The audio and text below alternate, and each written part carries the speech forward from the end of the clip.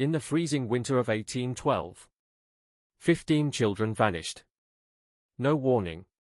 No trace. And the scariest part? It wasn't the wilderness. It wasn't raiders. It was something far worse. The predators were hiding in plain sight. They were the trusted teachers. The respected guardians of morality. The Kensington family. For 3 years, they ran Prairie View Academy like a sanctuary for learning. But behind closed doors, it was a carefully crafted facade. Because what they were actually running was a nightmare. Beneath the crosses and schoolbooks lay something unspeakable, a ritual of terror masked as religious education. And the truth? It was so horrifying that when it finally surfaced, the authorities didn't investigate it, they buried it. Sealed records. Vanished witnesses. An entire case erased from history. So how did we find out? Not through detectives. Not through documents. But through the last breath of a dying child. She escaped. Barely. And with her final words, she exposed everything, a twisted, ritualistic system of murder operating for years. It was a moment that should have triggered nationwide outrage. Instead, the government shut it down. They erased every trace. Destroyed the files. Moved the families. Branded it too evil for public knowledge. And for over 200 years, this story was buried under layers of silence and shame. Until now. Because what we've uncovered, through sealed court files, fragments of survivor testimony, and secret journals, paints a picture so disturbing, it was almost lost forever. We're diving headfirst into one of America's most chilling, most covered up, and most sinister family secrets. But before we peel back the layers of this horror, make sure you're subscribed. Hit that bell. Because the rest of this story only gets darker. And comment below, where are you watching from? Because no matter where you are, this story, this truth, was meant to reach you. Now let's unlock the doors of the Kensington's House of Horror and expose what really happened. Imagine handing your child over to strangers, believing you were giving them a future, only to never see them again. That's exactly what happened in 1812 in a forgotten town called Prairie View, and what came next was a real-life horror story. It all started with hope. Parents were desperate. The Illinois frontier was brutal, icy winters, raging rivers, and wild terrain that swallowed entire wagons. Families from Kentucky and Tennessee had fled conflict, only to fight for survival in this muddy, isolated settlement of just 200 people. Food was scarce. Roads were literal swamps. An education? A dream, not a reality. But then came the Kensingtons. Spring of 1809. Out of nowhere, Cornelius and Matilda Kensington rolled into town with a promise: we will educate your children. We will raise them in faith. Trust us. Cornelius had piercing grey eyes and spoke like a preacher. Matilda, quiet, refined, always watching. They built a school on the edge of town, and Prairie View erupted in celebration. Finally, a future. Jeremiah Caldwell's general store buzzed with excitement. Samuel Hayes, the circuit-riding preacher, called it a miracle from God. Mothers wept with joy. Fathers shook Cornelius's hand like he was Moses. The Kensingtons offered free schooling, a place where children could learn without leaving home. But no one noticed the first red flag. The school was surrounded by tall wooden fences. The windows? Boarded from the inside. The children weren't allowed visitors. Still, parents believed. They handed over their kids, sometimes their only child, grateful, relieved. And for a while, nothing seemed wrong. The school stayed quiet. Too quiet. Then winter came. And with it, silence. No children returned for the holidays. No letters. No songs or laughter from the schoolyard. When families knocked on the school's heavy oak door, they were told, the children are fasting. In prayer. They must not be disturbed. And still, the town obeyed. Weeks passed. Then months. And one morning, the smoke from the school's chimney stopped. Gone. Jeremiah Caldwell broke into the building. What he found made grown men vomit. Bloodstains. Shackles. Pages of scripture rewritten with madness. There were no children inside. Only one thing remained, dozens of small shoes, perfectly lined along the wall. The Kensingtons? Vanished. The town panicked. Prairie View collapsed into chaos. The parents who gave their children away had unknowingly fed them to something far more sinister than ignorance. No graves. No answers. Just grief. To this day, no record of the Kensingtons exists in any official registry. Their school burned down in 1813 under mysterious circumstances, and the land remains cursed. Locals swear nothing ever grows there. And the most chilling part? Some say the Kensingtons weren't missionaries at all, but collectors, for a secret society obsessed with silence, control, and sacrifice. This wasn't just a tragedy. It was an erasure. And it all began with a promise of hope. Don't look away. Because sometimes, the people who say they'll save your children are the ones you should fear the most. He claimed God spoke to him. Said children were crying in the dark, begging for light. And in just 8 months, a mysterious man, his eerie wife, and 2 unsettling sons built an academy on a hill. And everyone in town helped them do it. But what they didn't know was that they were helping build a trap. Cornelius Kensington, prematurely grey, quoting the Bible in perfect Latin and Greek, marched into Prairie View like a prophet. He wasn't just convincing. He was mesmerizing. He said he was a former seminary student from Pennsylvania. Nobody questioned it, because the man could rattle off scripture like thunder. His massive library? Stacked with rare books settlers had never even seen. The town was sold. Then came Matilda Kensington. Cornelius' wife of 23 years. Cold. Controlled. Sharp-eyed. She said she was the daughter of a Philadelphia schoolmaster. Every parent saw her as the answer to their prayers. She could teach arithmetic, literature, domestic arts, even sewing with near military discipline. She wasn't warm, but she wasn't cruel. She was calculating. And the kids listened. But it gets weirder. The twins. Jeremiah and Josiah. Both 24. Pale. Thin. Whisper quiet. They never spoke unless it was together, and in perfect unison. Even longtime settlers couldn't tell them apart. They didn't smile. Didn't joke. They just watched. And when they did speak, it felt like scripture being read at your funeral. Together, the Kensingtons were unstoppable. They brought glowing letters of recommendation from Pennsylvania religious leaders. Except, no one could verify them. No churches named. No addresses. Just names and titles that led nowhere. Cornelius claimed they'd received a divine vision. Children crying out in the dark, "Save us, enlighten us." And the solution? Prairie View Academy. They built it on the tallest hill in town, a 2-story fortress of logs. 24 rooms. Dormitories. Classrooms. A full chapel. Private family quarters. Construction took 8 months. Almost every man in town pitched in, working day and night, believing they were building a future.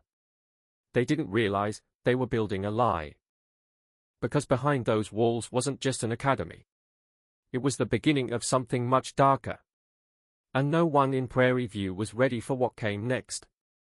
The question wasn't whether the Kensingtons were who they claimed. It was what they were really after. Imagine a school so cheap, you could pay tuition with a sack of potatoes or even a chicken. But behind its holy prayers and smiling teachers, something deeply disturbing was brewing. And no one saw it coming. Welcome to Prairie View Academy, a mysterious school that popped up out of nowhere, claiming to bring elite education to the wild frontier. And it did, sort of. Reading, Latin, science, Bible studies, they taught it all. But here's the twist, this school had rooms with no windows, an underground chapel, and massive storage spaces no one could explain. At first, everything looked perfect. Tuition was dirt cheap, even poor farmers could afford it. Couldn't pay in cash? No problem, bring grain, a pig, or even offer manual labor. It was a dream come true. Until it wasn't. Cornelius Kensington, the headmaster, acted like a saint, long sermons, strict prayers, daily chapel services. He preached about sacrifice, obedience, and God's will. And the families? They loved him for it. They trusted him. They sent their kids in droves. Some even moved across counties just to live near this school. His wife, Matilda, was the nurturing teacher, patient, soft-spoken, brilliant at turning farm chores into interactive education games. She taught kids who were years behind, and somehow got them ahead. Everyone believed the Kensingtons were revolutionizing frontier education. But here's where it gets creepy. The twins, Cornelius and Matilda's pale, silent daughters, ran discipline. They never raised their voices. Never lifted a hand. Instead, they used something called moral counseling, private sessions behind closed doors. No beatings. No yelling. Just strange, long talks. And after those talks, the kids never misbehaved again. By now, rumors had started. Why were the storage rooms so huge for a school? Why were there so many children in the chapel, but so few in town during holidays? And why were some parents never seen again after volunteering to help at the academy?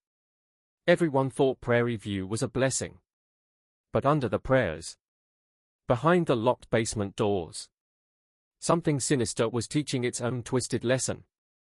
And what happens next will blow the lid off a century-old conspiracy. Stay tuned. Imagine sending your child to a peaceful boarding school in the winter, expecting letters filled with joy and gratitude. But instead, they vanish without a trace. This is the horrifying true story of Prairie View Academy, a school run by the seemingly perfect Kensington twins, that became a black hole for children across 3 counties. And no one saw it coming. It all started innocently enough. Families traveled up to 50 miles through the freezing frontier to enroll their children in the academy. The Kensingtons hosted conferences to preach morality, discipline, and repentance. They sent glowing letters to parents, praising their children's progress. But behind the doors of Prairie View Academy, something unholy was brewing. By the winter of 1811, over 30 children were living under the Kensingtons' roof. On the surface, it looked like a dream: education, safety, shelter. Parents were relieved to have fewer mouths to feed during the brutal winters, and the Kensingtons appeared like saints. But here's the twist: these weren't caretakers, they were predators. For 3 entire years, the Kensingtons perfected their performance, carefully crafting the illusion of righteousness. They studied the psychology of their neighbors, knowing exactly how to earn trust. They offered hope to a desperate community, while hiding horrific intentions behind smiling faces and scripture. Then, the first crack appeared. November 23, 1811. 12-year-old Samuel Hartwell vanished. He was supposed to return home for Thanksgiving, but he never showed up. His letters had been filled with excitement, about his studies, about the school. He had been boarding there since October. So his father, William, thought maybe snow had delayed him. But Samuel wasn't late. He was gone. This wasn't just a missed visit. It was the beginning of a nightmare, one that would soon expose a monstrous truth buried beneath the floorboards of faith and trust. And what came next would shock the entire state. William Hartwell was a man of patience, faith, and logic. So when his son Samuel didn't arrive home for Thanksgiving, he didn't panic, at first. The snow had come early that autumn of 1811. Travel was treacherous. Mud, ice, and fallen branches made the 20-mile journey from Prairie View Academy nearly impossible. William figured the school was simply being cautious. After all, Cornelius Kensington was always meticulous about safety. But after 3 days of silence, something inside William snapped. A father's intuition. He saddled his horse and set out through the cold.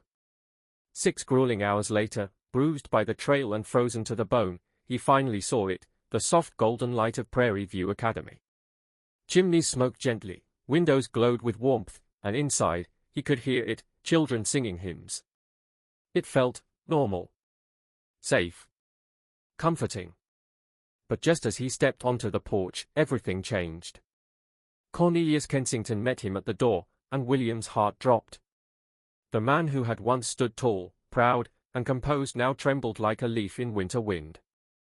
His hands shook as he reached for William's shoulders. "Brother Hartwell," he said, voice soaked in rehearsed sorrow, "I fear the Lord has called your Samuel home." The words hit like a hammer. Cornelius spoke of a sudden fever. Of Matilda Kensington sitting by Samuel's side day and night. Of prayers whispered, remedies tried, and divine will that would not bend. Samuel, he claimed, had passed peacefully, calling out for his parents in his final breath. William couldn't speak. Couldn't breathe. Then came the second blow. The roads had been too dangerous, Kensington said. By the time the storms cleared, Samuel was already gone. And so, rather than wait, they'd buried him. Alone. Without a father's hand to hold. Without a mother's kiss goodbye. Right there. Behind the chapel. They said it was a Christian burial. They said it was done with honor. But in William's gut, something screamed, this isn't right. And what he would discover next, would tear the holy veil off Prairie View Academy forever. In the shadow of grief, William Hartwell returned home clutching the last fragments of his son's short life, a lock of hair, a slate, a wooden cross. The world around him seemed unchanged, yet nothing felt the same. Samuel's voice no longer echoed through the halls of their home. But William consoled himself with the belief that his boy had been loved, educated, and embraced by faith until the very end. But then, the deaths didn't stop. One after another, 5 more children perished at Prairie View Academy, each time, the same explanation, sudden illness, fever, weakness, and swift burial. The pattern was brushed off as misfortune, a cruel trick of frontier life. But for those paying attention, something wasn't right. Whispers began to rise from grieving families. Stories didn't align. Graves were marked hastily, sometimes without full names. The once proud academy started to feel less like a sanctuary and more like a graveyard cloaked in hymns.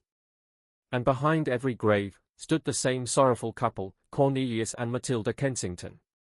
Always ready with answers. Always too prepared. William Hartwell's sorrow began to twist into suspicion. Because grief has a memory. And the dead? Sometimes, they don't rest quietly. It started like a storm creeping in during the dead of winter, and the first to fall was 10-year-old Mary Patterson. One day she was writing letters home, the next, burning up with what the Kensingtons called brain fever. Delirium. Convulsions. For days later, she was dead. Just like that. Her parents received a single letter, and a tiny prayer book said to be clutched in her trembling hands during her final moments. But this wasn't a one-time tragedy, it was just the beginning. In January, another name was carved into the Academy's growing list of the dead, 14-year-old Joseph Fletcher. He'd supposedly been fighting consumption for weeks. But here's the catch, his father got the news through a stranger, a traveling merchant, who handed him not just a death notice, but a hand-carved wooden angel Joseph allegedly made, a Christmas gift he never lived to give. Then came February, an 8-year-old Rebecca Martinez. Her parents had traveled 40 miles to enroll her in the Academy's special program for gifted children. But just days later, she was gone. Lung fever, they said. Too small. Too delicate. The Kensingtons buried her themselves, no family present. Weather had cut them off. And yet, somehow, they still included quotes from Rebecca's final prayers in the letter they sent home. Word for word. March was the most chilling. 2 brothers. David and Andrew Kelly. Ages 11 and 13. Dead within days of each other. Same mysterious fever. No known cause. No outside doctor. But the story? They'd asked to be buried side by side, so they could keep studying together in heaven. The funeral was full of tears, and no one asked any questions. With each death, the Kensingtons wept. Their ceremonies were flawless. Their words comforting. They asked for no extra money. In fact, they gave things away: locks of hair, hand-carved crosses, favorite books. Tokens of remembrance. But then came the summer of 1812. And something didn't add up. Too many children. The same pattern. The same ending. Always peaceful. Always surrounded by prayer. Always buried quickly. And always, only the Kensingtons present. At first, the whispers were just that, quiet murmurs exchanged during church potlucks and late-night trading expeditions. But piece by piece, a terrifying pattern was forming. Every child who had died at the Kensington Academy. A boarder. Not one day student had ever mysteriously fallen ill. And when did the deaths happen? Always during planting or harvest season. When the school was nearly empty. When no other students could bear witness to what really went on behind those chapel walls. But there was something even more chilling: the children who died were the best and brightest. Samuel Hartwell? A mathematical prodigy. Mary Patterson? Gifted in languages and music. Joseph Fletcher? An artist whose drawings moved grown men to tears. Rebecca Martinez? Reading books adults couldn't even understand. The Kelly brothers? Stars in every subject they touched. These weren't random tragedies, they were targeted disappearances. And then came Anne. 10 years old. Full of life. Smart, curious, brave. Her mother, Martha Prescott, had enrolled her in the academy just months earlier. But now, Anne's letters home were turning strange. She wrote of new students who arrived and vanished, of sobbing sounds echoing through the night, dismissed by the Kensingtons as just the wind. She spoke of classes held in the basement that taught secret lessons. Lessons she was forbidden to speak about. Then came the creepiest part: her friends were changing. Slowly. Quietly. The cheerful ones became silent. The curious ones, fearful. They were all growing pale. Obedient. Empty. And sometimes, Anne said, she caught them crying silently in the dark when they thought no one was watching. Martha had first dismissed these warnings as homesickness. Imagination. A child adjusting to a new world. But then Anne mentioned the ceremonies. Held late at night. In a locked basement chapel. Where children were chosen for something called spiritual instruction. And were never seen again. She named 2 boys, Jeremiah and Josiah. Twins. Watching everyone. Spying. Reporting back to their parents, the Kensingtons. And that's when Martha stopped waiting for answers. She got on a horse and rode straight to Prairie View. This mother walked into her daughter's school, and what she uncovered sparked a storm no one saw coming. It was early December. Snow blanketed the ground. Christmas lights flickered in the distance. But when Martha Prescott arrived at the prestigious Kensington Academy to pick up her daughter and for the holidays, something felt horribly wrong. The place was dead silent. No laughter. No footsteps. No students. Over 20 children were supposed to be there, and yet the entire building felt like a haunted house. Then, Matilda Kensington appeared. Cold. Robotic. Wearing a fake expression of sorrow that reeked of practiced lies. Her hands shook as she spoke. Anne has taken ill. Same fever that took Samuel and the others. She's resting. Delirious. Not fit for visitors. But Martha wasn't buying it. Because here's what she didn't know yet: Samuel wasn't the only child who had died, and Anne might be next. Matilda's explanation felt too rehearsed. Too polished. And way too convenient. And Martha? She had spent weeks battling gut-wrenching doubts about the academy. So she did what any mother pushed to the edge would do. She shoved past Matilda and stormed into the main hall, screaming Anne's name at the top of her lungs. Then everything exploded. From somewhere deep within the building. A voice. "Mama, help me. Mama." Terrified. Weak. Real. It was Anne. And then, slam. A door slammed shut. Footsteps pounded across wood.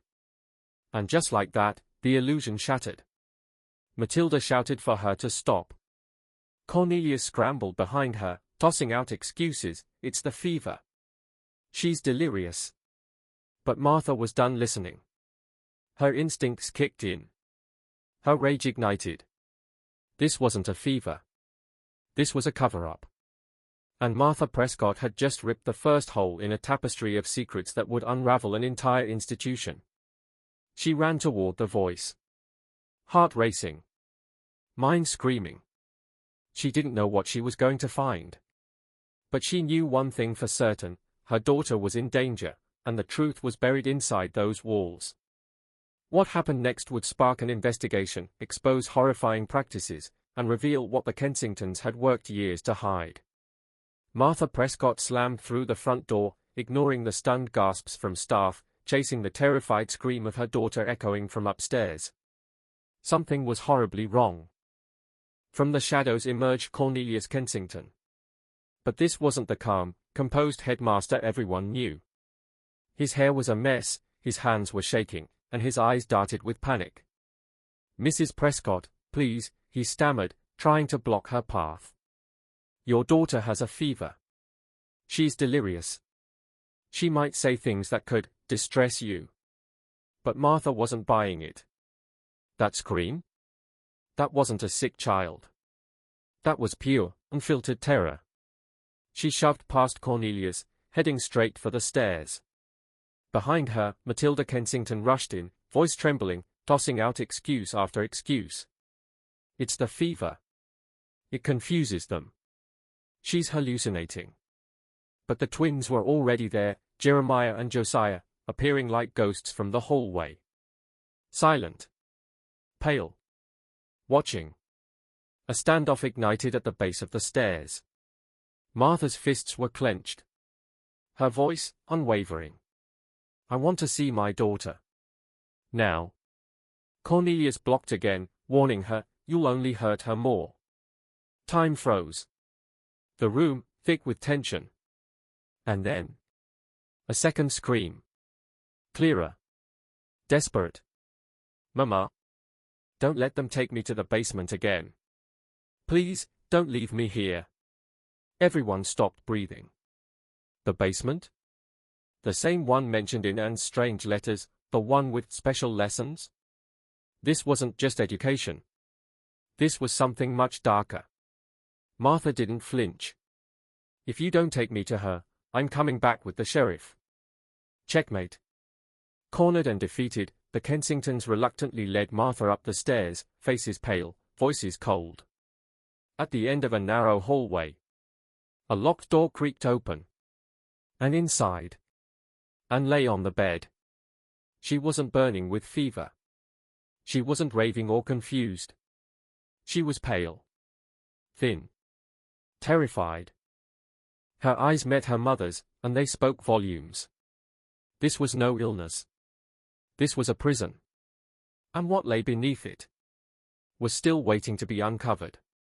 Anne gripped her mother's hand with a strength that didn't come from fever, it came from pure survival.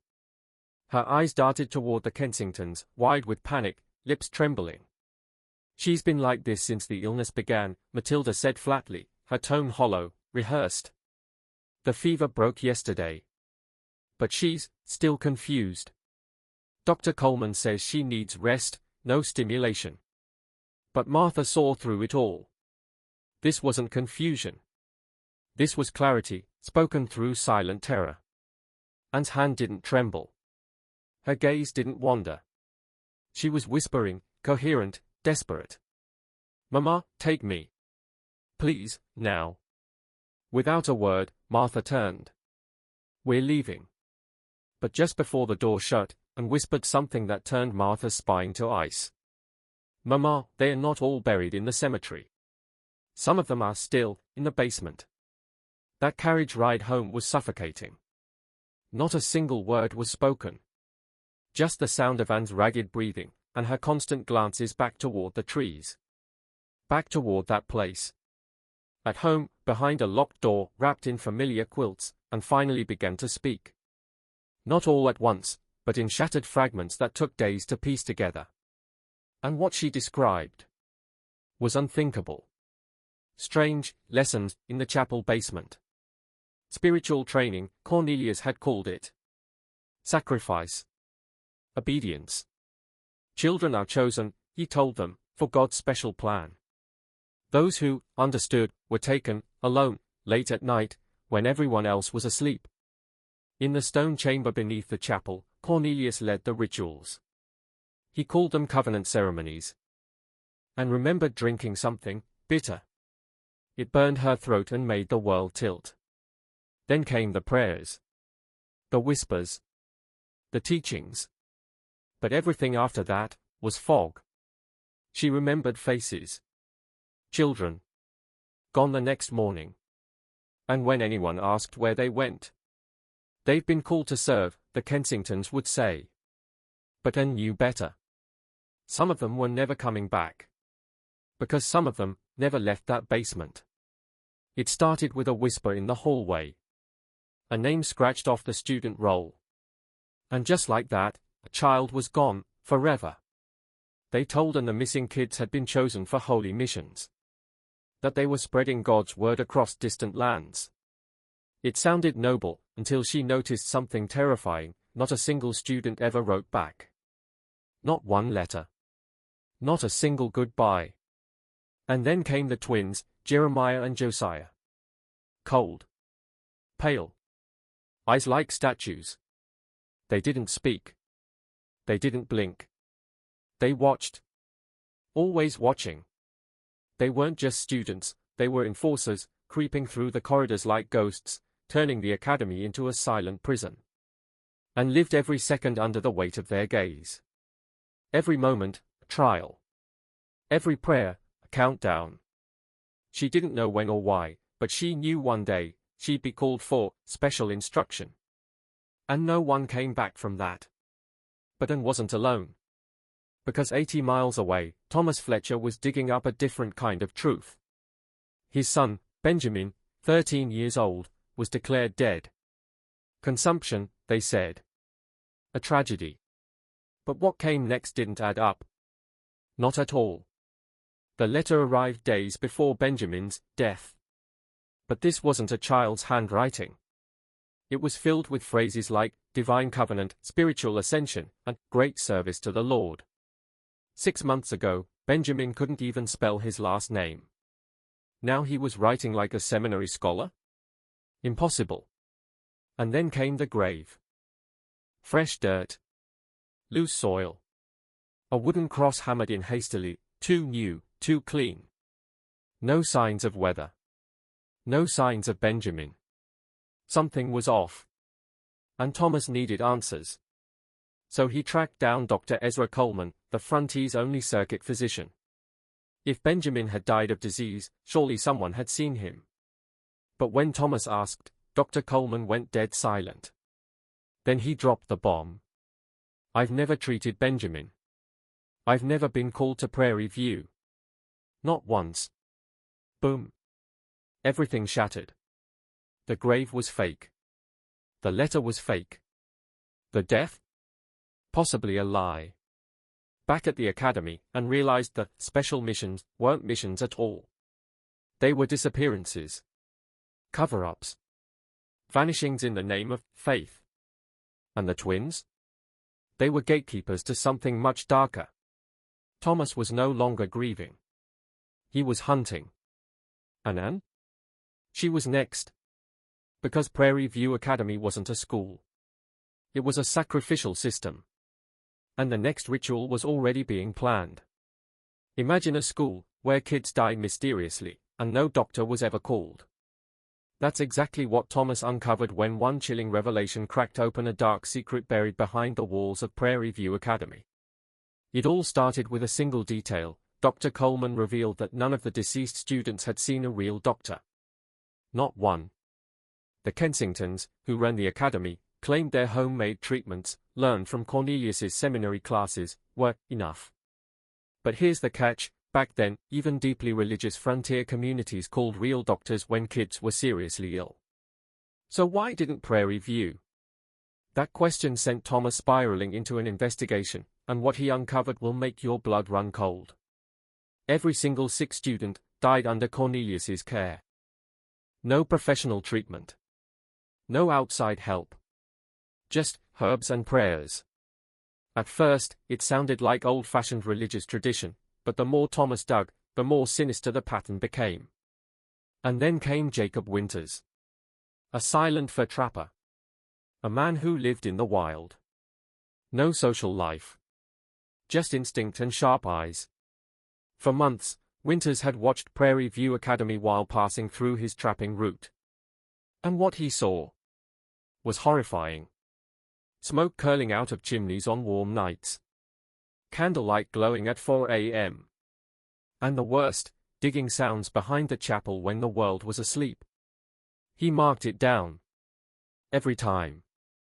Then, 3 fresh graves. Small ones. Too small for any grown child. What were they burying? When Winters casually mentioned it to Cornelius in the general store, Cornelius snapped. Defensive rage, shaking hands, and then the most unbelievable excuse ever. They were beloved pets. Buried behind a chapel? In a school cemetery? At night? Winters didn't buy it, and neither did Thomas. But there was more. The students themselves began to change. The ones Winters had met months earlier, laughing, playful, full of life, had grown hollow. Their eyes darted, their voices trembled. They were afraid. And not in the way kids feared tests or homework. This was a different kind of fear. One that screamed of secrets. Of watching. Of punishment. Winters saw it again and again. Kids who used to wave at him now looked away. One even flinched just hearing his footsteps. What was happening inside those walls? Why did the graves keep appearing? And why were children dying, with no help, no explanation, and no one left to speak for them? This wasn't just a mystery. This was a cover-up hiding in plain sight. And the deeper Thomas and Winters dug, the closer they got to an unthinkable truth that someone would kill to keep hidden. The town of Prairie View was quiet, too quiet. But behind its peaceful exterior, a storm was brewing, and it all started with the terrified whispers of children. Kids at the prestigious Kensington Academy started acting strange, unnaturally quiet, overly obedient, like they were afraid to breathe wrong. One hunter, Jacob Winters, had seen the unthinkable, the Academy's twin instructors, Jeremiah and Josiah, sneaking around in the dead of night, burying something behind the chapel. Heavy sacks. Dragged wagons. Shadowy glances like they were watching for someone, or avoiding being watched. Then came the letters. Parents started comparing the strange things their kids were writing home, things that didn't sound like children at all. And worse, some never got to write again. Bright, healthy students were dying, quietly, one by one. At first, nobody wanted to believe it. The Kensingtons were respected. Loved, even. They had poured money and soul into that school. But no one could explain why they denied doctors from seeing sick students. Why the best and brightest were always the ones who vanished. Why those who did survive came back broken, dull-eyed and numb. Then came the moment everything changed. And Prescott spoke. A child who lived. She told her mother about strange ceremonies in the basement, about students who never returned, about fear that ran deeper than discipline. Anne's words gave shape to every parent's worst nightmare. Her story collided with Jacob's midnight sightings. With another father's suspicions about his son's death. And suddenly, it all clicked. Something monstrous was hiding beneath that school. But here's the twist. No one could stop it. The Kensingtons were untouchable. Respected. Feared. Shielded by their reputation. And what came next would rip this town apart. You won't believe what they discovered when they finally went inside that chapel. In the dead of winter, 1812, something terrifying was happening on a snow-covered hilltop in Prairie View. An elite religious academy had gone completely dark. No one could get in or out. Roads vanished under snowdrifts. Families were stranded, and inside that frozen prison, something evil was taking root. The Kensington family, respected educators, devout believers, were seen as saints. Their credentials? Impeccable. Their reputation? Untouchable. Nobody dared question them. But what the town didn't know is that behind those doors, a nightmare was unfolding. And it all came crashing down because of a child's dream. Her name was Anne Prescott. And her dreams weren't dreams, they were memories. Memories of a ritual. Memories of a stone altar. Memories of children being offered to something they were told was divine. Anne was one of only a handful of students left during the brutal winter. Her parents lived too far to rescue her. For months, the academy was cut off from the world. No supervision. No outsiders. Just Cornelius Kensington, and his horrifying belief that salvation came through suffering. Anne's mother noticed something was off. The night terrors. The silence. The shaking. She gently asked questions. And that's when Anne broke. She spoke of covenant ceremonies in the basement chapel. Lit by candlelight. A circle of whispering voices. And Cornelius, smiling. The children were told they were chosen to be bridges to heaven. But first, they had to suffer. Cornelius would give them sacred medicines, strange herbal mixtures that made them drowsy, confused, detached from reality. And said it was like she was floating outside her body, watching herself, powerless to move. The altar? Made of stone. Cold. Hard. And blessed by angels, according to Cornelius. This wasn't education. This wasn't religion. This was indoctrination. This was ritualized abuse. And here's the twist, Anne wasn't the only one having those dreams. One by one, other children started remembering. Fragmented flashes. Same chapel. Same chanting. Same lies. The Kensingtons had fooled everyone, until the very silence of winter became their greatest enemy. They thought isolation made them safe. But in the end, it made them vulnerable. Because Anne's voice was the spark. And that spark was about to set their entire empire on fire. She was awake, but frozen. And could feel every breath, smell every candle, hear every whisper, yet she couldn't move. A child lay before her, placed on the cold stone altar, while Cornelius stood over them, whispering something ancient and dark. Twin boys, Jeremiah and Josiah, flanked the altar, eyes blank, lips moving in sync as they chanted words that sounded like Latin, or madness. No one knew if it was a real language, but it worked, it filled the air with dread. Behind them, Matilda sat at a small organ, her fingers dancing over the keys as she played what could only be described as a funeral song, not for the dead, but for the living. The notes were soft, mournful, yet carried a weight that made the ceremony feel final. Like something sacred was being stolen. And then, it ended. The child was taken. And they never came back. No one saw them in class. No goodbyes. Just, gone. The Kensingtons always had an excuse. They've been called to a higher service. They are off on a sacred mission. But Anne knew better. Because she remembered the smell of burnt herbs, the sting of cold stone on her back, and the terrifying feeling that whatever happened during those rituals, there was no coming back from it. Her nightmares told her more than any teacher ever did. In her sleep, she saw hidden doors in the basement chapel, stone walls that weren't really walls. She saw secret rooms connected by tunnels, spaces buried beneath the academy that no one talked about. She called them punishment rooms. And every night, through those stone halls, she heard the crying and the begging. But these weren't just dreams. And described details no outsider could have guessed, where the support beams were, the way the stone walls were carved, the drainage systems built to channel water, or something else. Her descriptions matched hidden architectural blueprints that hadn't been seen in decades. And she wasn't the only one asking questions. Thomas Fletcher, heartbroken, angry, and suspicious, visited his son's grave. Everyone said the boy had died peacefully. But Thomas brought an iron rod, and when he pushed it into the soil where a coffin should have been, it kept going. No resistance. No casket. No body. The grave was empty. What started as whispers of strange rituals was quickly becoming a full-blown nightmare of vanishing children, fake burials, and a school that seemed to be hiding more than just secrets. And the scariest part? No one had even scratched the surface. The rod didn't hit wood. It didn't stop at a coffin.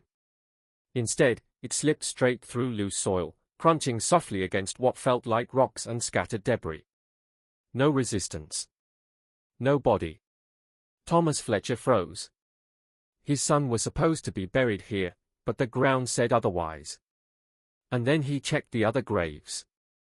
One by one, he pushed the rod into the dirt of every marked plot in the cemetery, and found the same thing: soft earth, no sign of compaction, no pressure, no trace of a burial. Just air, pebbles, and lies. The crosses above the graves told their own story: freshly cut wood, splinters still sharp. How could these markers belong to students who supposedly died months, even years ago? But that was just the beginning. Because the biggest red flag came from the graveyard's layout itself. Cornelius had told the parents a tale: how this land had once been a sacred burial site, used by settlers long before the academy existed. But Fletcher's notes, maps, and on-site analysis revealed a very different truth: all the graves were recent. No signs of erosion. No sun-bleached markers. No settled soil. Just a perfectly staged illusion of history, a cemetery built from scratch to cover up something. That was the moment Fletcher knew this went far deeper than cult rituals or secret tunnels. This was an operation, deliberate, controlled, and monstrous. Then came winter, and with it, a new witness. Dr. Ezra Coleman, while doing his regular rounds to treat flu-stricken families in a small settlement 30 miles from Prairie View, knocked on a random door and met a woman who changed everything. Her name was Sarah Henderson, and she looked terrified even before she started speaking. She hadn't been a parent. She hadn't been a student. She was just a servant, hired for 3 weeks during summer to clean, cook, and help around the academy while it was full to the brim with students. At first, everything looked normal. The Kensingtons were polite. The students seemed well behaved. The halls were quiet, too quiet. But by the second week, she knew something was very wrong. The students? They never laughed. They walked like ghosts, shoulders tight, eyes low, and always glancing behind them. Every sound made them flinch. Every door creak made them jump. And when they saw the twins, Jeremiah and Josiah, they froze. The twins didn't speak. They didn't smile. They just appeared, suddenly, at the ends of corridors, in open doorways, at the foot of staircases. Silent watchers.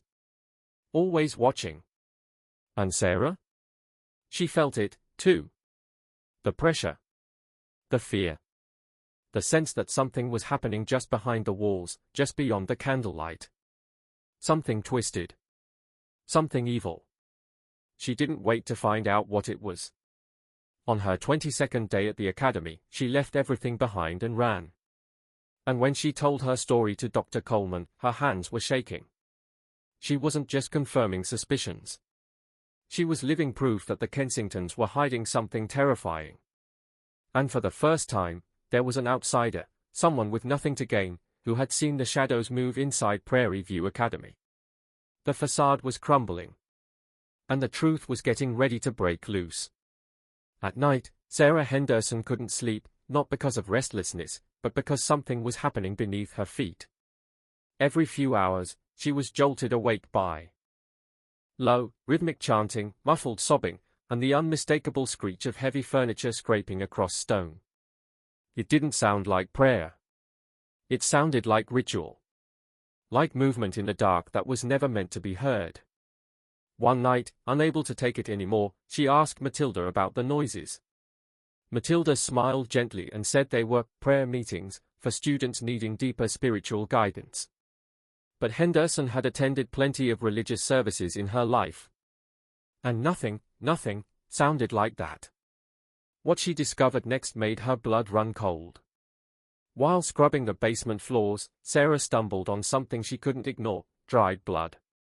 Smears of it, on stone benches, along the cracks in the floor, and pulled around strange metal objects. Tools. Sharp, cold tools that didn't belong in a school. She picked one up. It looked surgical, brutal. She asked Cornelius what they were.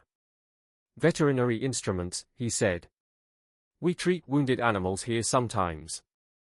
But Sarah had spent her entire life on farms. She knew veterinary gear. These tools weren't for healing. They were designed to cut. To restrain. To make things bleed slowly. Then, on her final day, the truth revealed itself in the quietest way. While cleaning the basement chapel, she noticed something odd. One of the stone walls had a slight gap at the base. Almost invisible. But something about it felt off. She pressed her hand against the stone, and it shifted. A hidden door creaked open. What she found inside made her step back in horror. It was a small chamber. Dark. Damp. And filled with restraints. Shackles bolted into the stone. Leather straps. Metal implements mounted to the walls. And the unmistakable smell of old pain. It was a torture room. Before she could speak of it, she was confronted. The Kensingtons accused her of disloyalty. They claimed her work was poor, that she was spreading lies. They didn't give her time to pack. They didn't even let her leave on her own. They escorted her off the property. And as she stood outside the academy's gate, heart racing, Cornelius gave her a final warning. "If you speak lies against God's house," he whispered, "you invite divine punishment." But she did speak. And everything Anne Prescott had described in her dreams, Sarah had now seen with her waking eyes. That changed everything. Parents who had once feared confrontation suddenly had proof. They had a witness. Someone outside the academy. Someone with no reason to lie. And yet, they still couldn't go to the authorities. Because the Kensingtons were untouchable. Revered. Their influence stretched far beyond the academy walls. To the outside world, they were saints. Charitable, God-fearing, perfect. No one wanted to believe they could be monsters. It wasn't until early February 1813 that fate finally tore the mask off. A merchant named Marcus Webb, traveling through the prairie, cart full of supplies, made a stop near the academy grounds. He wasn't looking for secrets. He just needed rest. What he found would shatter the illusion and unleash the storm. The snowstorm came out of nowhere.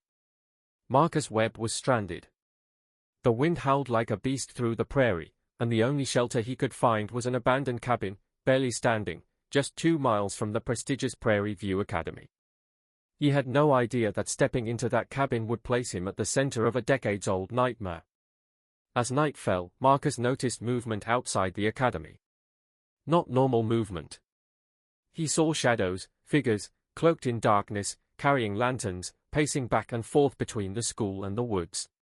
At first, he assumed it was just staff, maybe preparing for the storm. But they didn't stop. 4 hours. From his icy shelter, Webb watched as these shadowy figures made trip after trip. Each time, they hauled what looked like heavy sacks or bundles, dragged through snow, soaked in silence. But then, he saw it. They were digging. Out in the frozen ground, behind the trees, right in areas that already looked disturbed. Fresh mounds. Deep trenches. And the digging wasn't cautious, it was desperate. Like they were hiding something, again. Webb wasn't just any traveler. He was a merchant. Trained in details. Trained to observe what others missed. And that night, he committed everything to memory. Landmarks. Tree lines. The way the academy's lanterns flickered against the snowbanks. He knew he would need this later. And when the skies cleared and the storm passed, Marcus didn't just move on. He went straight to the territorial authorities in Cassia. And people listened. Because Marcus Webb was an outsider. He had no connections to the academy. No grudges. No loyalty to the Kensingtons. His reputation as a truthful, reliable merchant meant that if he said something was wrong, people believed him. And now, he was saying something was very wrong. And that changed everything. Because suddenly, it wasn't just one girl's testimony. It wasn't just one grieving father or one terrified servant. It was a flood of evidence. And Prescott's nightmares. Sarah Henderson's hidden chamber. Thomas Fletcher's fake graves. Jacob Winters's quiet reports. And now, Marcus Webb's icy witness account of bodies, bags, and dirt shifting under cover of darkness. The weight was too much. The lies too loud. The sheriff had to act. Captain James Mitchell had seen violence before. He had stared down raiders, shot rustlers, and arrested murderers. But this wasn't a crime of desperation or greed. This was methodical. Ritualistic. Evil. And for the first time in his career, Mitchell felt outmatched, not by guns or outlaws, but by the suffocating quiet of secrets too dark for the light of day. Prairie View Academy wasn't just a school anymore. It was a crime scene. And the truth was about to be unearthed. The Kensingtons had built their name on two things, faith and education. To the outside world, they were untouchable, pillars of virtue, builders of character, and stewards of young minds. The idea that something sinister could be happening behind those polished chapel doors felt unthinkable. And yet, the evidence wouldn't stop piling up.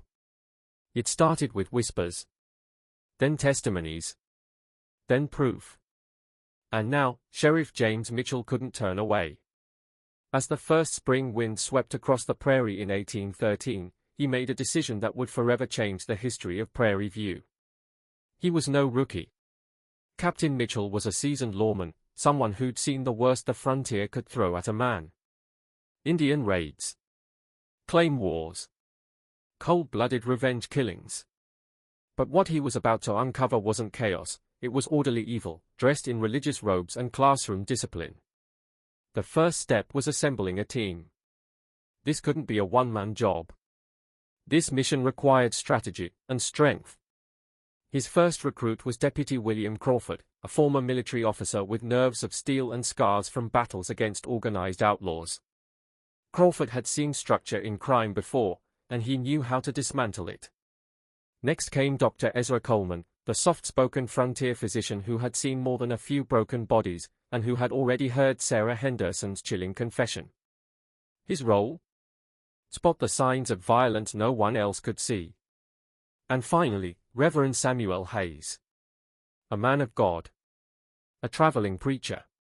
And the only religious figure with enough backbone to question the Kensingtons' doctrine to their face. If this academy was hiding behind scripture, Hayes would be the man to see through it. April 15, 1813. Mitchell and his team set out on horseback, officially claiming to inspect the academy's eligibility for government funding. That was their cover story. A harmless bureaucratic visit. But their real mission was deadly serious: investigate the graves, question the Kensingtons, and expose the truth. As they rode into view of the academy, something felt wrong instantly.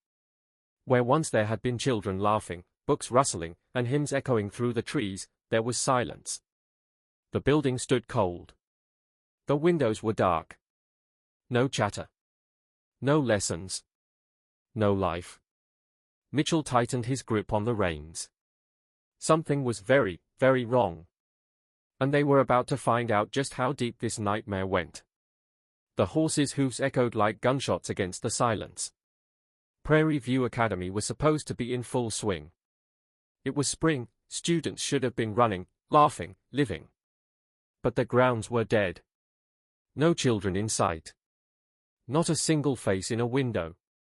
Just the creak of saddle leather and the distant bark of a dog from somewhere down the hill. Captain James Mitchell felt the chill crawl up his spine. And then, Cornelius appeared. Standing calmly at the gate, robes flowing, eyes soft, too soft. He greeted them with a smile, hands extended. But Mitchell spotted it immediately: tremors. His hands shook, just slightly. Sweat glistened on his brow, even though the air was crisp and cool. Then Cornelius glanced, barely, for a split second, toward the cemetery.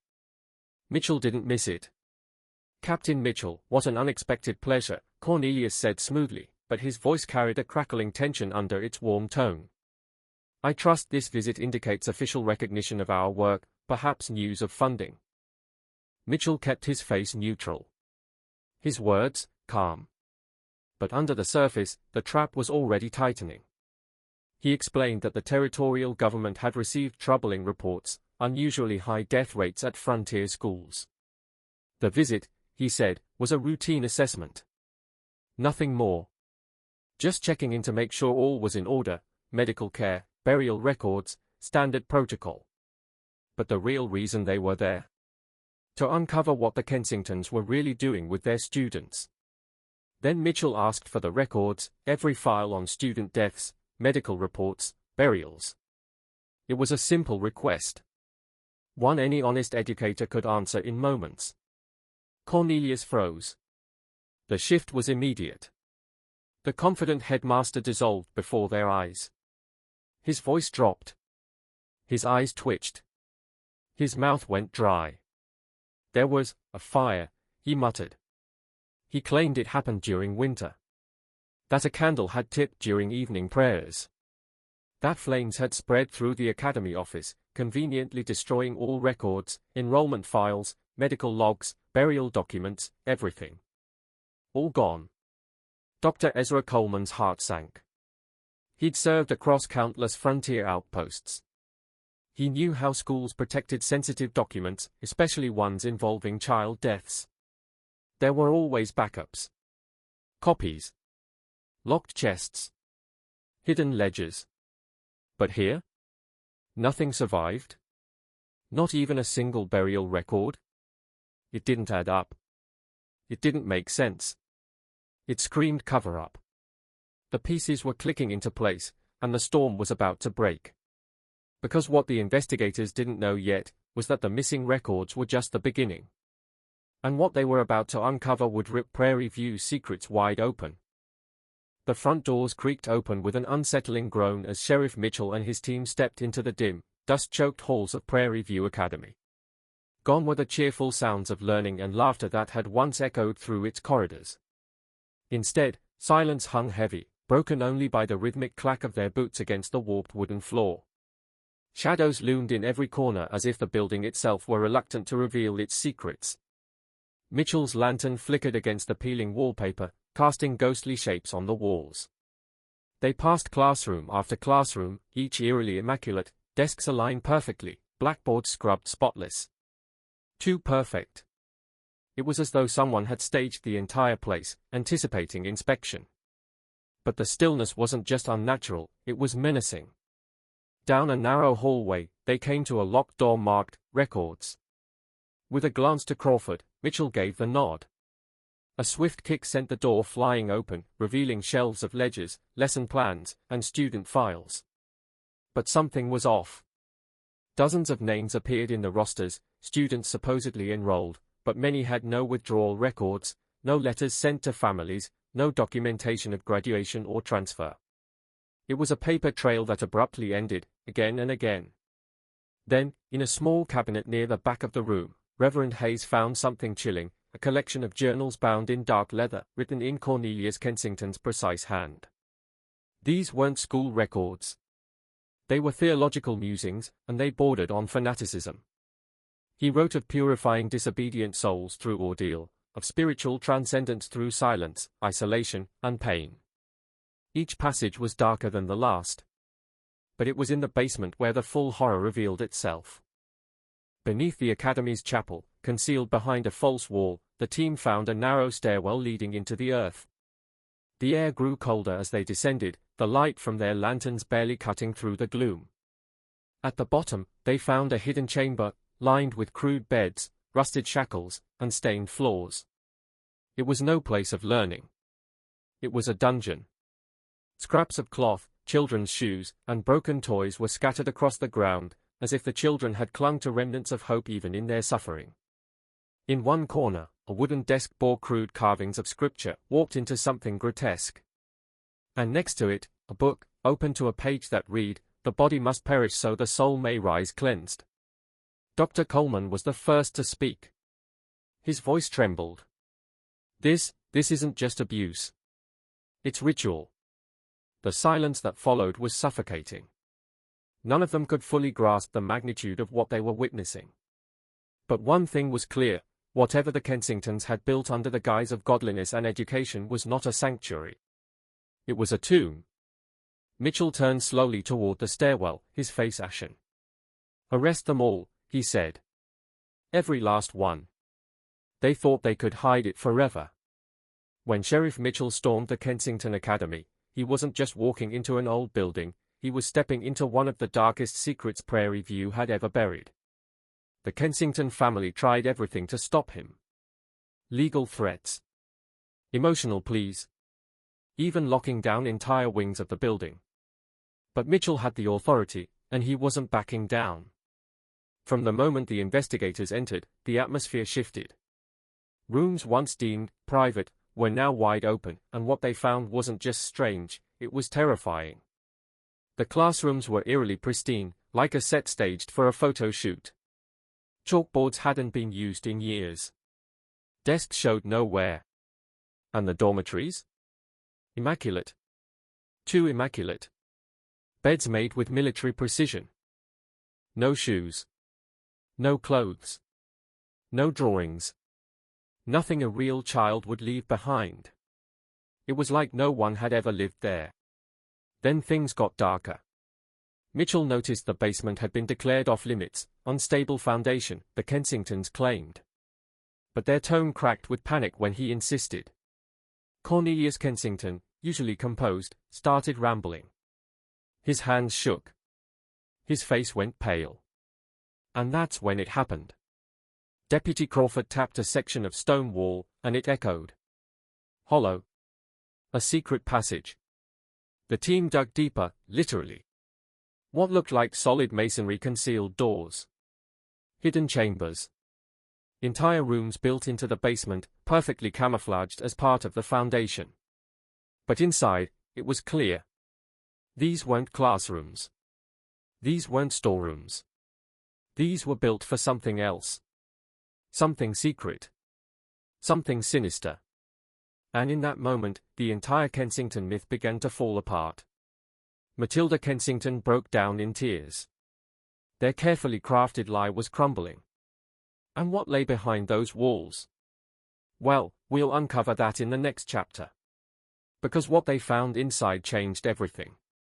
Forever. Cornelius Kensington snapped. One moment, he was demanding privacy, claiming the hidden rooms were sacred. The next, he was raving about divine missions and necessary sacrifices. It wasn't just madness, it was premeditated madness, laced with scripture and blood. Matilda clung to a rosary, sobbing and screaming, begging the officers to stop. "You don't understand," she wailed. "These rooms are holy." But Sheriff Mitchell wasn't listening anymore. His eyes were on the twins. They stood motionless. Silent. Watching everything unfold like they wanted to be caught. Their faces didn't show fear. Not even guilt. They looked satisfied. As if being exposed was part of the plan all along. Mitchell felt a chill crawl up his spine. These weren't scared kids. These were witnesses, no, participants. And they knew everything. What had started as a fraud investigation was now unraveling into something darker. Much darker. The deeper his team went into the hidden chambers of Prairie View Academy, the more monstrous the picture became. This wasn't just a family with twisted beliefs, this was a machine. A system of rituals, indoctrination, and silence, built on the backs of children. Sheriff Mitchell, a man hardened by years on the frontier, found himself staring into a kind of evil he hadn't known existed. This wasn't crime for greed. This was crime for doctrine. Pain disguised as piety. And on April 16, 1813, he made the call. The entire Kensington family was placed under arrest. Fraud. Conspiracy. But everyone knew this was only the beginning. As the family was dragged from their grand facade of a schoolhouse, something happened. Something no one saw coming. An 11-year-old girl named Rebecca Hawthorne, a former student who'd left just 3 weeks earlier, stepped forward. And what she said would blow the case wide open and prove that the truth was far worse than anyone had ever imagined.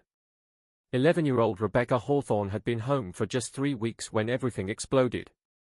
Her parents, Jonathan and Mary, had noticed something was off. Rebecca was distant, quiet, almost haunted. But they chalked it up to normal growing pains after months away at Prairie View Academy. They were wrong.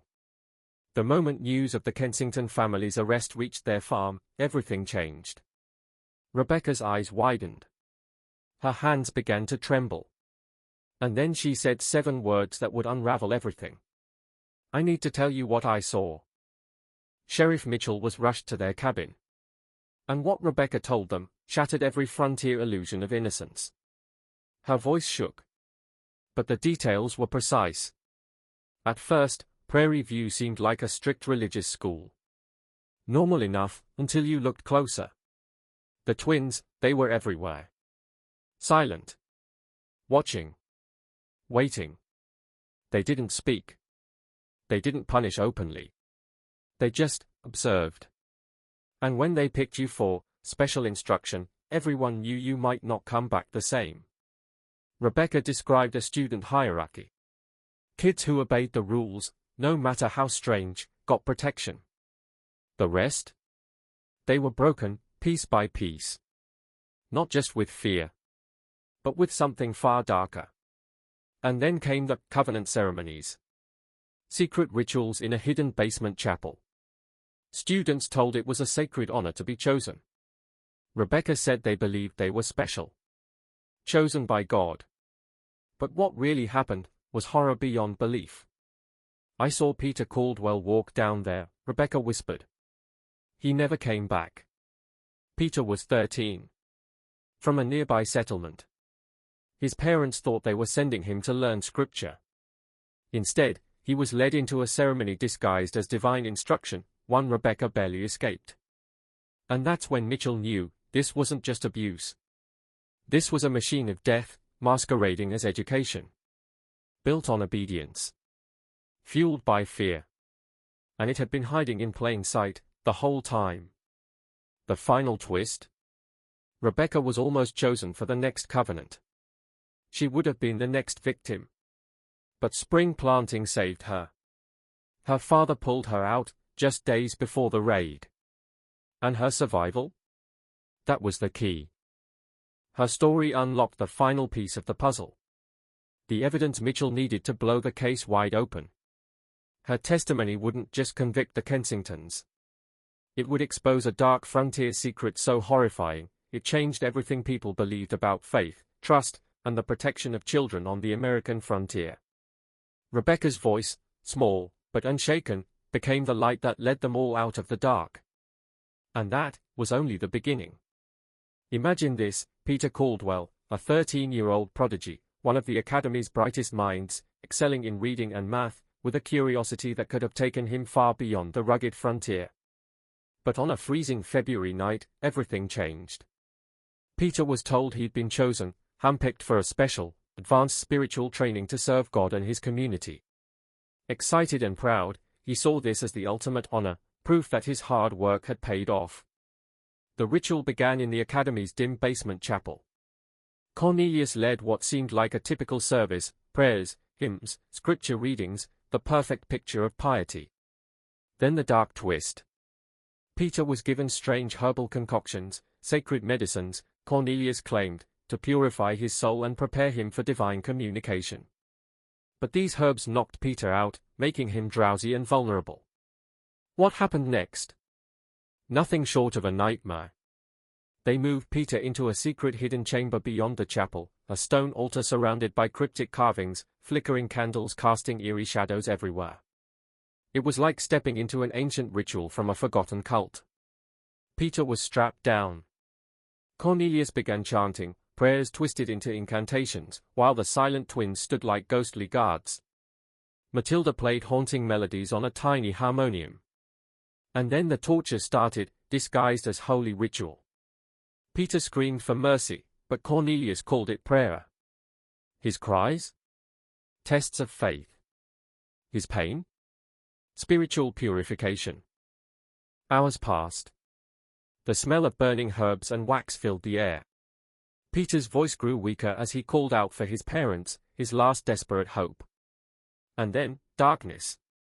Peter lost consciousness. This wasn't just a twisted ceremony, it was a brutal, calculated process of breaking a child's spirit. What Rebecca saw that night would shake the frontier forever, exposing Prairie View Academy's darkest secret, hidden behind a mask of faith and honor. And what came after? You won't believe it. Right from the jump, Peter Caldwell wasn't just any student, he was the Academy's brightest star, excelling in reading and math, with a sharp mind destined for more than frontier life. But what happened that freezing February night shattered everything. Peter was told he'd been chosen for advanced spiritual instruction, a special honor prepping him for a divine mission. He was thrilled, until the nightmare began. The ceremony started like any religious service, prayers, hymns, scripture readings led by Cornelius. But then Peter was given strange herbal potions, sacred medicines, meant to purify his soul and open him to divine forces. Instead, these drugs made him drowsy, compliant, trapped. What came next was revealed piece by Rebecca, the brave girl who witnessed it all. As the ritual moved into a hidden chamber beneath the chapel, the atmosphere turned sinister. The room was a stone-cold prison lit by dozens of flickering candles, symbols carved into every surface. Peter was placed on an altar, surrounded by sinister incantations and haunting music played by Matilda. The twins, Jeremiah and Josiah, stood as eerie assistants, silent and watchful. What followed wasn't spiritual enlightenment. It was systematic torture, disguised as a religious rite. Peter's screams were twisted into prayers, his desperate pleas for mercy dismissed as tests of faith. The abuse dragged on for hours, breaking him down physically and mentally. Rebecca's testimony paints a chilling picture: the heavy smell of herbs and smoke, the boy's fading voice calling for his parents, and the crushing certainty that his fate was sealed. But Peter didn't die right away. Instead, he was locked away in that hidden chamber for days, while the Kensingtons spread lies, telling other students he'd been sent on a sacred mission to distant settlements. Rebecca heard his weak cries through the walls and even saw Jeremiah sneaking food and water to the secret room. Then came the darkest night. Woken by noises from below, Rebecca snuck out of her dorm and peered through a crack in the floor. What she saw was horrifying: the twins removing Peter's body, preparing it for disposal in a way she could barely describe, haunted by trauma and shadowed in darkness. This testimony was the breakthrough Sheriff Mitchell needed. He returned with a bigger team, deputies, officials, all determined to uncover the full horror. Their search found the chamber Rebecca described, a stone room with an altar, carved symbols, ritual tools, and iron shackles set perfectly for restraining children. The floor was soaked in human blood, confirmed by Dr. Coleman. It was clear, this room was a torture chamber masquerading as a holy sanctuary. The nightmare continued in the Academy's cellar and the woods behind the building. Guided by Rebecca and Marcus Webb's reports of strange digging at night, investigators uncovered shallow graves, at least 15 children buried in secret. Their bodies showed signs of brutal abuse and systematic torture, chilling proof of Rebecca's haunting testimony. This wasn't just a crime, it was a dark, calculated evil hidden behind a mask of faith. And it would change everything the frontier believed about trust, innocence, and justice. They thought it was a school. Parents sent their children off with hope in their hearts, believing they were giving them a future. But what they didn't know was this: behind the walls of that so-called academy, a monster was building something far more sinister than an education. Underneath the school, investigators found it, a hidden chamber. The air was thick, stale, like it hadn't been disturbed in decades. What they saw made grown men step back in horror. Stone circles, blood-stained tools, carved symbols that no one could explain, symbols that whispered ritual. And then, the bodies. Small, fragile, torn apart. Some had been dismembered. Others bore the marks of savage, ritualistic mutilation. But all of them had been carefully buried with strange arrangements of stones, as if they were part of some dark ceremony. These weren't natural deaths, they were sacrifices. Dr. Coleman, a hardened forensic examiner, could barely speak. The children had suffered long before they died. The wounds matched torture implements pulled straight from the chamber, devices designed not to kill, but to prolong agony. And that's when they found the journals. Tucked away in Cornelius Kensington's private study, bound in leather and written in flawless, meticulous handwriting, they told the real story. Cornelius wasn't just the schoolmaster. He was the architect of a 3-year campaign of terror. Systematic child murder disguised as religious education. Every entry was cold, calculated, clinical. He believed children held divine energy, that their pain could be harvested, their suffering transformed into spiritual power. And through the right rituals, that power could build a bridge between earth and heaven. To him, the frontier wasn't just a place of opportunity, it was a farm. And the children were his most valuable crop. He catalogued them like specimens. Measured their spiritual potential. Described their screams. Graded their pain. These weren't just murders, they were experiments. But it wasn't just faith that drove him. It was greed. The Kensingtons took tuition for every child they murdered, and kept collecting for months after. Letters were sent to parents claiming the children were too ill to write, still recovering. In reality, they'd been buried in the forest under symbols drawn from Cornelius's twisted theology. The money flowed. The image of the school grew. And with it, so did the death toll. Land was purchased. Rare religious artifacts acquired. All under the mask of a humble educator. All funded by the blood of innocents. And the most disturbing part? Cornelius didn't flinch. His records of torture read like scientific notes. Precise. Emotionless. Like a man describing weather patterns, not agony. He died before he could ever face trial. But the truth, unearthed in his own hand, revealed a legacy darker than any courtroom could contain. A school that promised salvation, delivered sacrifice. A man hailed as a teacher, was building a temple of death. And the children? They were never meant to graduate. They were only ever meant to suffer. And just when investigators thought they had seen the depths of Cornelius Kensington's madness, they discovered the final horror.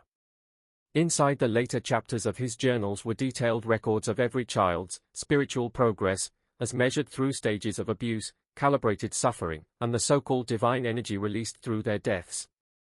There wasn't a single word of regret. No trace of empathy. Not even the faintest flicker of human recognition.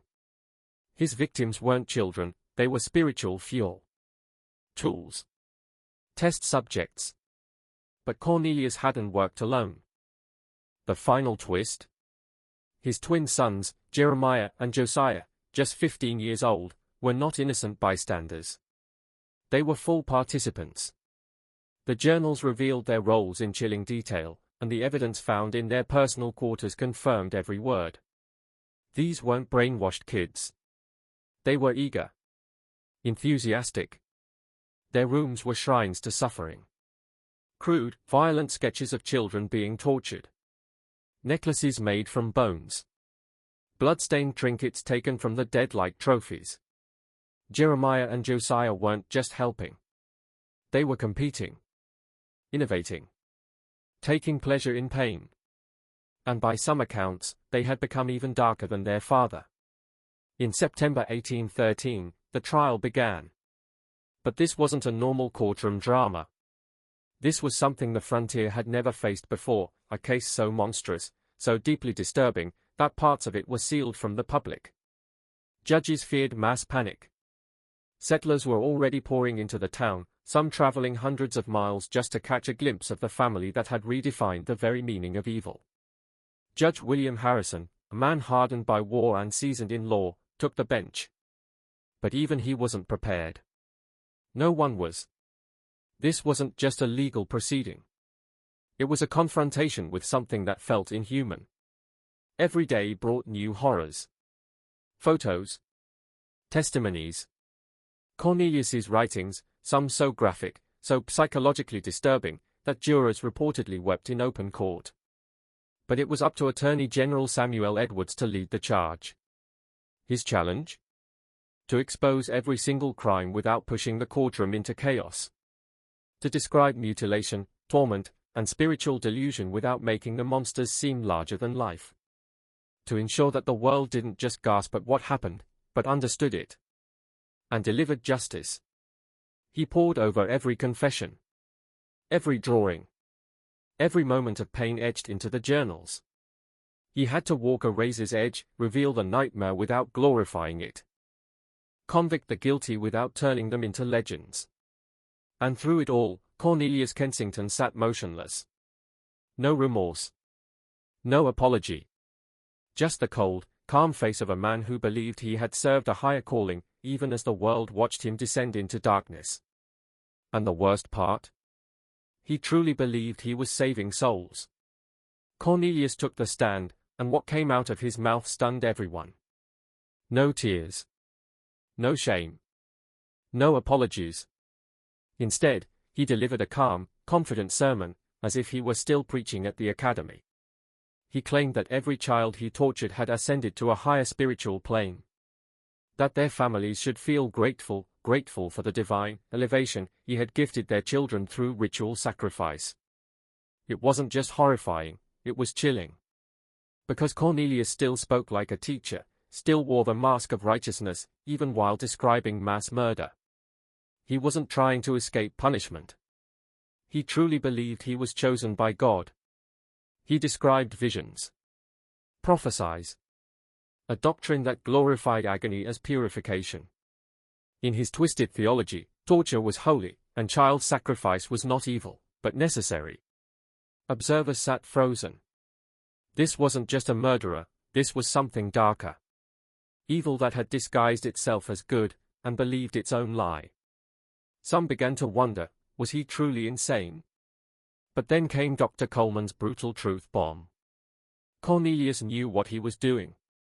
He understood right from wrong. He planned his crimes meticulously. He hid the evidence. He cashed tuition checks long after the children were buried. This wasn't madness. This was methodical evil. And the law would hold him accountable. But what about Matilda Kensington? She had a different story, and it was just as disturbing. Matilda claimed she had been under her husband's psychological control. That she believed every word of his doctrine. That she murdered only because she thought it was divine service. But the evidence told a different tale. Survivors testified that Matilda didn't just assist, she selected victims. That she showed delight when describing their spiritual ascension. Rebecca Hawthorne remembered clearly, it was Matilda who chose her for the ritual. Who smiled while explaining how pain brought purity. And the letters? Matilda had kept in contact with parents, writing detailed lies about illnesses, recoveries, and false hopes, all while secretly pocketing money for children already dead. This wasn't blind faith. This was cold manipulation, calculated, profitable, and completely deliberate. And then, there were the twins. Jeremiah and Josiah never spoke. Not once. They answered questions with written words, short, emotionless. Their eyes never moved. Their faces never changed. Witnesses described them as disciples, not victims. Soldiers in their father's war against morality. They worshipped Cornelius. Dr. Coleman confirmed the worst. These boys had been shaped so completely by delusion and violence that they no longer knew what empathy was. Their minds were carved in their father's image, and what remained could barely be called human. The courtroom didn't know whether to pity them, or fear them. But then came the moment no one would ever forget. Anne Prescott. A child. A survivor. She walked into the courtroom trembling, but determined. Her voice shook, not with fear, but with memory. And what she revealed confirmed everything, and more. She had seen the murders. Heard the screams. Hid in closets. Watched classmates disappear one by one, their fates explained away as illness or missionary work. and remembered everything. The rituals. The tools. The twisted prayers. She named victims. Described rooms. Recalled exact phrases Cornelius used when promising ascension through suffering. No one believed a child could fabricate what she described. Her testimony didn't just align with the evidence, it brought it to life. For the first time, the courtroom wasn't just horrified. They were speechless. Because Anne didn't just survive the nightmare. She exposed it. And Prescott's testimony shattered the courtroom. Her words were fire, burning away any remaining doubt. The hidden chambers she described matched perfectly with the investigators' findings. The torture tools? Exactly as she'd seen them. The ritual symbols? Identical to those carved into stone beneath the school. But what made her account truly unforgettable was the human truth she gave to every name. Every victim she remembered became real. Every act of violence became undeniable. No more theory. No more abstraction. This was pure evil, witnessed by a child, and now laid bare. And the jury? They didn't even need a full 2 hours. Guilty. Guilty. Guilty. Cornelius. Matilda. Jeremiah. Josiah, all 4 convicted on multiple counts of murder and conspiracy. Judge Harrison didn't flinch. He handed down the harshest penalty allowed under territorial law, death by hanging. The sentence would be carried out in Kaskaskia, November 30, 1813. But even justice would not come quietly. On the day of the execution, settlers poured into town by the hundreds. Families. Survivors. Strangers. All gathered to witness the end of the nightmare. And as the noose tightened around Cornelius Kensington's neck, he smiled. Then, in his final moments, he preached. He claimed his death would trigger divine revenge. That his victims would rise from their graves to punish those who stopped God's work. Some in the crowd wept. Others shouted. But most just watched in silence, stunned by the final cruelty of a man who could turn his own execution into a sermon. Matilda's last words were different. She cried. She apologized. She begged forgiveness from the families whose children she had helped destroy. But no one knew if it was real, or just one more performance, too late to matter. And the twins? Nothing. No words. No tears. No explanation. They died exactly as they had lived, silent, unfeeling, and unknown. But the horror didn't die with them. After the hangings, everything changed. Parents across the frontier stopped sending their children away. They stopped trusting teachers just because they wore collars or quoted scripture. Boarding schools? Abandoned. Missionaries? Watched with suspicion. Communities that had once prayed for education, now feared it. Because for years, Prairie View Academy had looked like a place of learning. A place of God. And underneath it all, it had been hell. The Kensingtons were dead. But the terror they unleashed? Just getting started. The very next day, dozens of grieving families marched on Prairie View Academy. They didn't protest. They didn't pray. They burned it to the ground. Flames swallowed the school, the classrooms, the altar where children had screamed, all of it reduced to ash. And the cemetery? Declared unholy. Every child's body was carefully exhumed and reburied in consecrated ground. Ministers from across the territory held ceremonies so powerful, the ground itself felt like it needed forgiveness. But here's where it gets weird. The government stepped in. Not to bring more justice, but to cover it all up. Territorial officials sealed the records. Suppressed the court testimony. Deleted the evidence from newspapers. Why? Because they believed the truth was too dangerous. That knowing how deep the evil went, how easily it hid behind religion, education, and trust, would make settlers flee the frontier forever. So, official history lied. And the real story of the Kensingtons? Buried. Only a few heavily edited headlines survived. The rest, locked away in archives, classified, forgotten, or maybe intentionally hidden. Some historians believe there were far more victims. 15 children were confirmed. But what about the family's years in Pennsylvania? What about the journals that hinted at other settlements? What if Prairie View Academy wasn't their only school? And what if they didn't act alone? The parents who stayed behind tried to rebuild. They built churches. They planted gardens in memory of their children. But others? Others couldn't take it. They packed up, abandoned the territory, and never spoke of it again. Every giggle, every birthday, every child playing in the fields reminded them of what they lost. And what they didn't see coming. Because on the frontier, evil doesn't wear a mask. It wears a smile, a sermon, a teacher's robe. And when no one's watching, it builds a school and opens the door. This is the story of how a single letter saved dozens of lives. But barely. Because if one mother hadn't followed a gut feeling, if one girl hadn't dared to speak up, if one community hadn't said enough, then hundreds of children could have died. And no one would have known. This was the Kensington case, and it almost never got caught. For years, Cornelius Kensington and his family ran a prestigious school on the frontier. Prairie View Academy, a safe haven for children, built on faith and education. But behind the lessons, behind the prayers, was horror. Kids were being tortured, murdered, buried in secret. And the killers? The teachers. So how did it end? Not through detectives. Not through government investigations.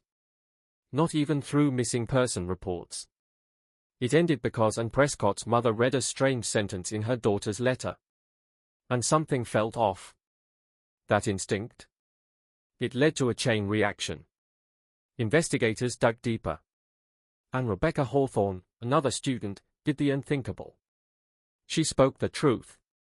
She told officials what no one wanted to hear, and everything the Kensingtons tried to hide. She described secret chambers. She described rituals. She described the smiling monsters who called themselves family. That one act of bravery saved lives. But just barely. Because without it, Cornelius and his family were already planning to expand. New towns. New schools. Hundreds more students. This could have gone on for decades. And here's what's truly chilling. No one suspected a thing. The Kensingtons had religious authority. They had community respect. They had credentials. They were the very people parents trusted most. That's what made them so dangerous. They didn't hide in the shadows. They built their trap in broad daylight. After the trial, everything changed. Fire parents burned the school to the ground. The cemetery was relocated. Newspapers were censored, and records were sealed. Why? Because the truth was too disturbing. Territorial leaders feared mass panic. Feared people would stop settling. Feared that trust itself would collapse. And it did. For decades, the impact of the Kensington case haunted the frontier. Family man-woman-girl parents refused to send kids to school. Books literacy rates dropped. School teachers were feared. Fearful face communities became hyper-paranoid, trust was replaced with suspicion. But here's the biggest lesson. Evil doesn't always look evil. Sometimes, it looks like your preacher. Your child's teacher.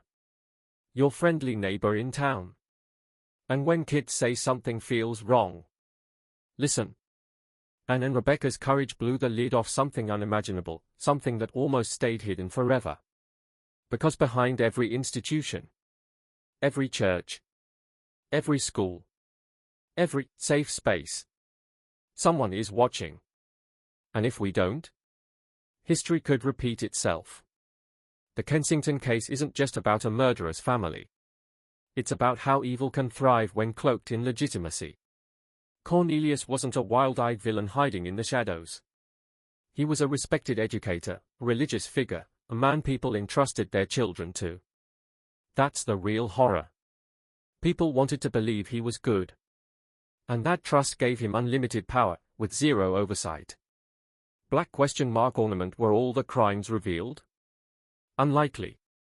The official suppression of records, the destroyed documents, the relocated witnesses, all point to a larger truth. This case was just the part of the iceberg that broke the surface. 15 confirmed victims. But 3 years of operation. And earlier years in Pennsylvania that were never fully investigated.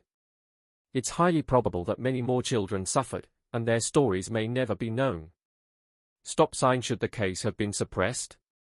From a public policy perspective, the territorial officials feared panic, population decline, and reputational damage. But from a moral standpoint? The suppression robbed families of closure, protected no one, and allowed history to repeat in other forms elsewhere. The truth, however dark, is always the better option when it comes to protecting future lives. Books. How might education have changed? If the full details had been exposed. Oversight mechanisms might have been introduced decades earlier. Religious authority alone would not have been enough to operate schools. Frontier parents may have demanded better standards, licensing, and regular inspections. And most importantly, children's voices might have been taken more seriously.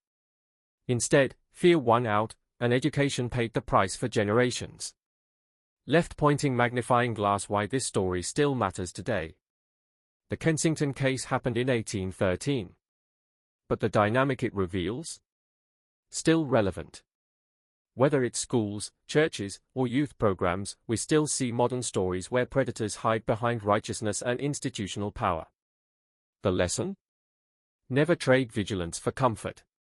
Never assume credentials equal character. And above all, always believe the child. This story does more than horrify, it warns. It reminds us that monsters wear masks. That trust must be earned, and watched. And that when institutions fail to protect the innocent, it's the courageous few, like Anne Prescott and Rebecca Hawthorne, who shine the light in the dark.